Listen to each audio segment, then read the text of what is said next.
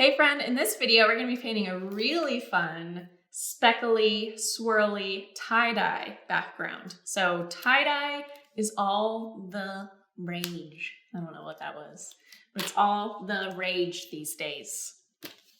It's everywhere. I was in Target the other day and it's on kids' clothes, it's on sweatpants, it's on active workout clothing, fitness clothing, it's everywhere. So we're gonna hop on that trend bus and we're gonna paint some tie-dye. It's easy for all ages and it's really fun, even if you aren't new to watercolor. That's probably how people in Pennsylvania say it. Sorry, Pennsylvanians. Worder. What was I saying? Even if you aren't new to watercolor, it's going to be fun for you as well. It's very meditative. You're just kind of going with the flow and we've got some fun hippie vibes going on. So put on your Cat Stevens and let's paint.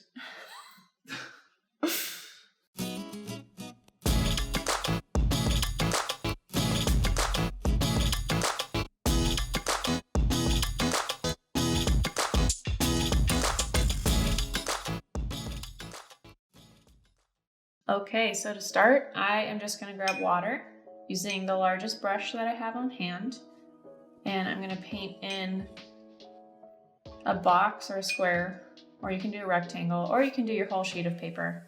I'm just going to do a smaller section of my paper in the center. You can even use washi tape and tape around it so you get really clean edges, but I'm just going to kind of lay it down like this.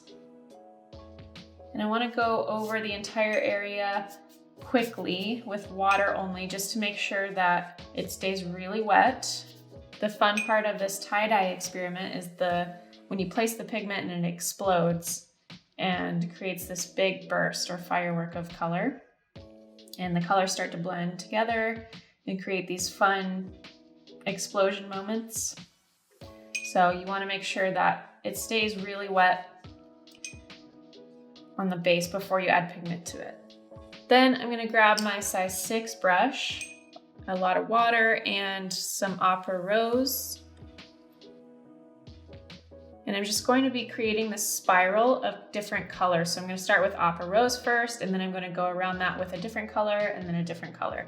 So I'm going to start at the center, and you can drag it along or you can create little dots. I kind of do both, where I drag it some areas and do dots. But kind of creating this tighter spiral. I'm going to load up with a little more water and pigment because it's starting to dry off. But as you can see, because the base layer is wet, the pigment is just kind of spreading. Opera rose isn't a super strong pigment when it comes to wet and wet, so it doesn't spread as much as my cadmium orange does, which I'm going to do next, which will show you how much more it spreads than opera rose. All right, a couple more down here. And the more you dot on a specific area, the more the color is going to spread. Then next, we're going to grab cadmium orange. This is by far the strongest color I use in terms of spreading. Then I'm going to start around where I started here and kind of just outline the pink and watch it explode. Just going in between the pink rose.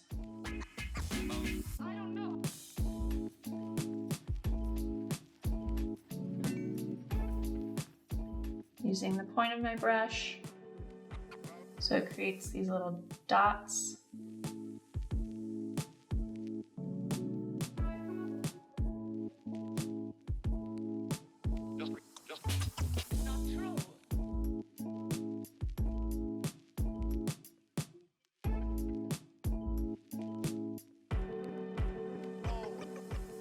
Grabbing more color.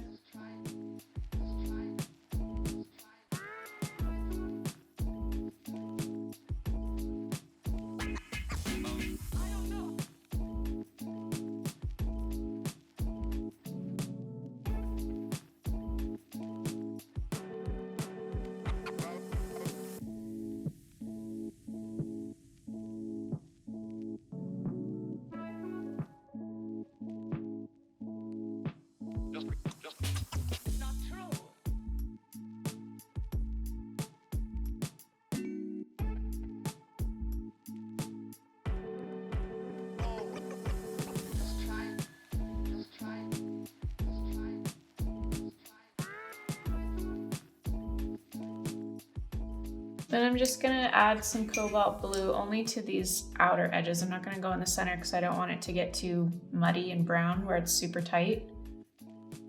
I'm just going to add little pokes of cobalt blue, some on top of the pink so it creates like a purpley color.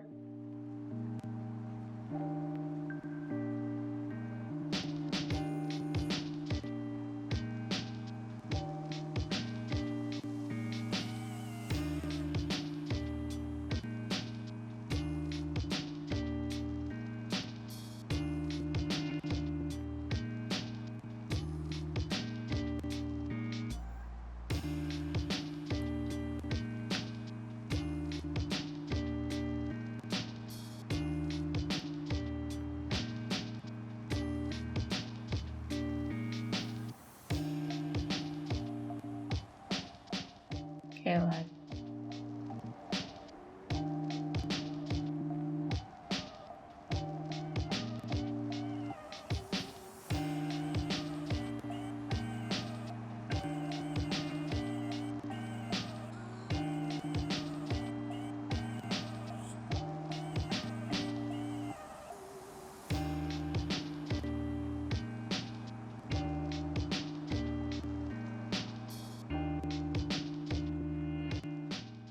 And there you go.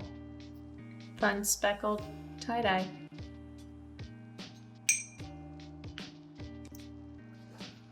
There you go. I hope you had fun with that. I have done this very same style of tie-dye probably 25 different times, just using different colors. My favorite color to use though is this orange because it spreads so nicely and boldly. It does it a lot. Excessively, whatever, you get the point. So play around with different color combinations, see which colors you like together. Maybe some, they don't look great together. But obviously if we're doing tie-dye, there's many different color combinations you can come up with. There's also shibori tie-dye, which is all, you know, indigos and blues and stuff. So play around with it. It's super fun. Makes a really great background as well if you can scan and digitize your work. If you don't know how to do that, I've got a free mini course for you in the description below. Make sure you check it out if you're interested. And I'll see you in the next video. Oh, make sure to comment below with